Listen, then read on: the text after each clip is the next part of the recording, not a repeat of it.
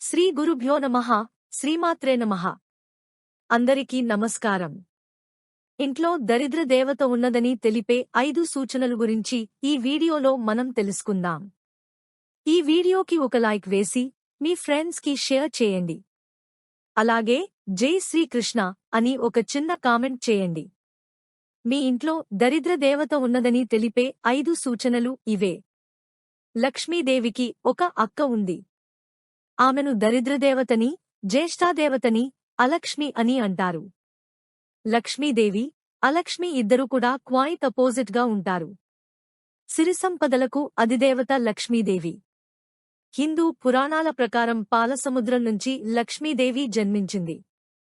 అయితే లక్ష్మీదేవికి ఒక అక్క కూడా ఉంది. ఈ విషయం చాలామందికి తెలియదు. జీవితంలో లక్ష్మీకటాక్షం ఉండాలని అందరూ కోరుకుంటూ ఉంటారు. అయితే లక్ష్మీదేవి సోదరి మాత్రం దీనికి వ్యతిరేకం. ఆమె పేరు అలక్ష్మి. పాల సముద్రాన్ని మధించినప్పుడు దరిద్ర దేవత పుట్టింది. దరిద్ర దేవత తర్వాత హాలాహలం పుట్టింది. ఆ తర్వాత లక్ష్మీదేవి పుట్టింది. లక్ష్మీదేవి పుట్టిన తర్వాత అమృత కలశంతో ధన్వంతరి అవతరించారు. పాలసముద్రం నుంచి పుట్టిన లక్ష్మిని తాను వివాహం చేసుకోవాలని విష్ణువు భావిస్తాడు. అయితే అప్పుడు లక్ష్మీదేవి తన కన్నా పెద్దది అయినటువంటి సోదరి వివాహం జరిగిన తరువాతే వివాహం చేసుకుంటానని అంటుంది. దీనితో అలక్ష్మికి తగిన వరుడి కోసం శ్రీహరి ఎంత వెతికిన ప్రయోజనం ఉండదు. ఆమెను పెళ్లి ఆడడానికి ఎవరూ అంగీకరించరు. చివరికి ఉద్దాల మహర్షి ఒప్పుకుని ఆమెను వివాహం చేసుకుంటాడు. అలక్ష్మికి కారం మరియు పుల్లని పదార్థాలు అంటే ప్రీతి. అందుకే ఇంటి ముందు నిమ్మకాయలు, మిరపకాయలు వేలాడదీస్తారు. అలక్ష్మి ప్రవేశించిన ఇంటిలో పేదరికం తాండవం చేస్తుంది. ఆ సమయంలో లక్ష్మిని ఎంత ప్రార్థించినా ప్రయోజనం ఉండదు. ఎందుకంటే అలక్ష్మి ఉన్న చోట లక్ష్మి ఉండదు.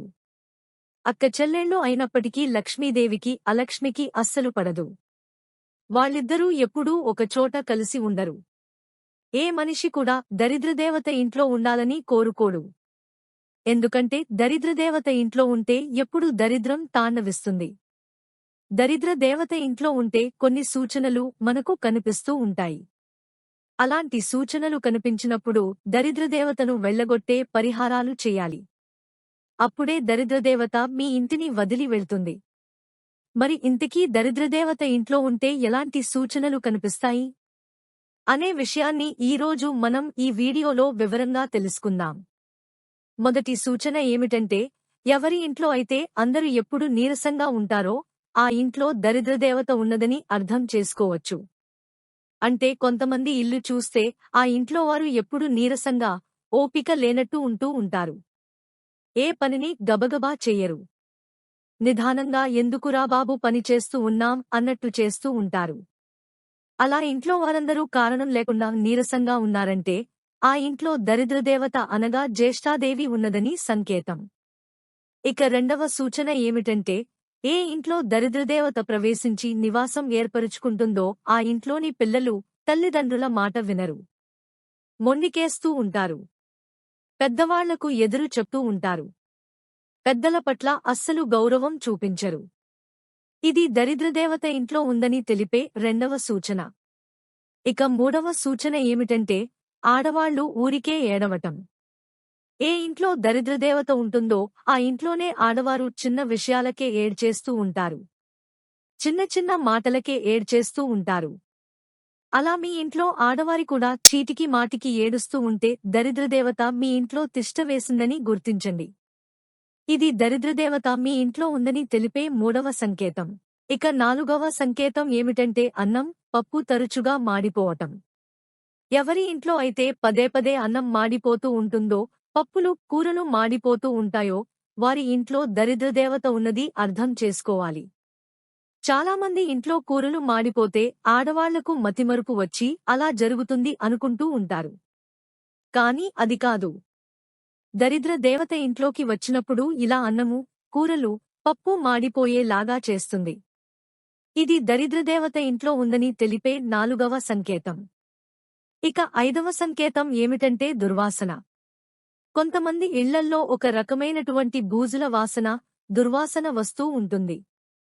ఇల్లంతా శుభ్రం చేసినా ఆ వాసన పోదు.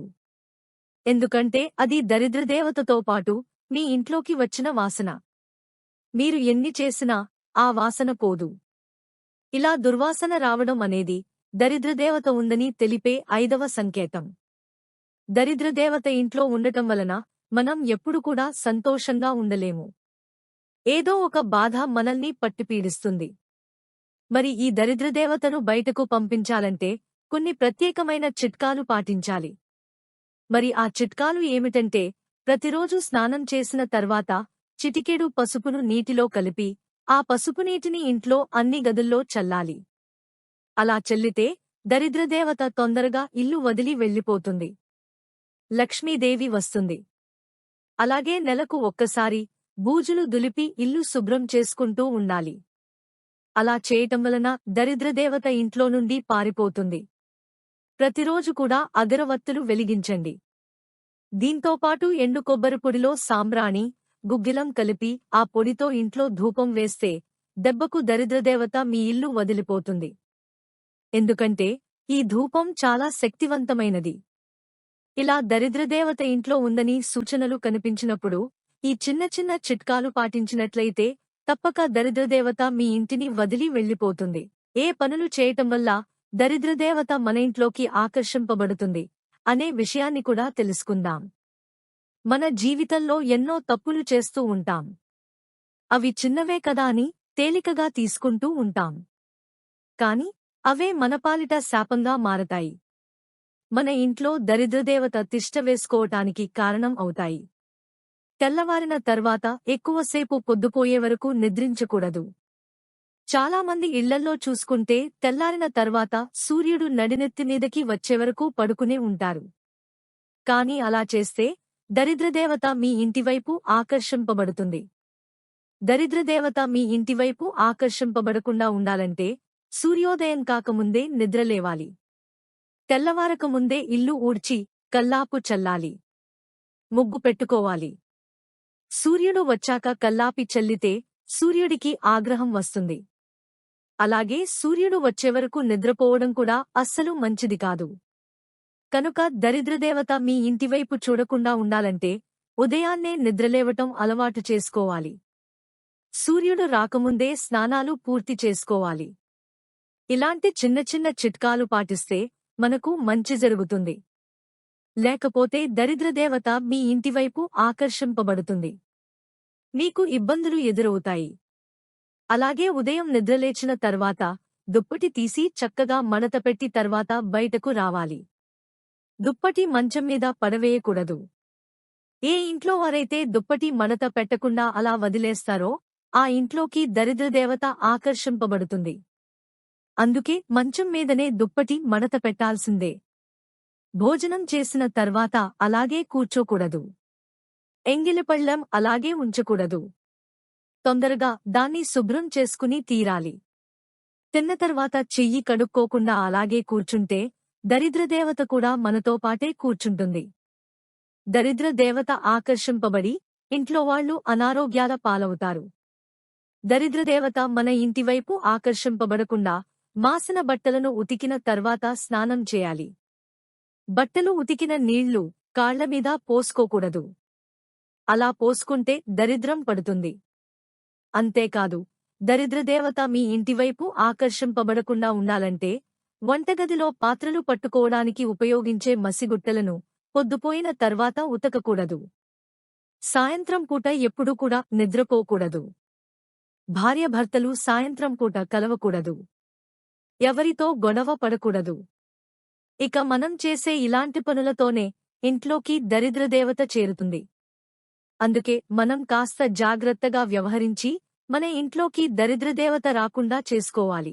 మా వీడియోస్ చూసినందుకు ధన్యవాదములు. దయచేసి మా ఛానల్ని లైక్ చేసి సబ్స్క్రైబ్ చేసుకుని మమ్మల్ని సపోర్ట్ చేయండి.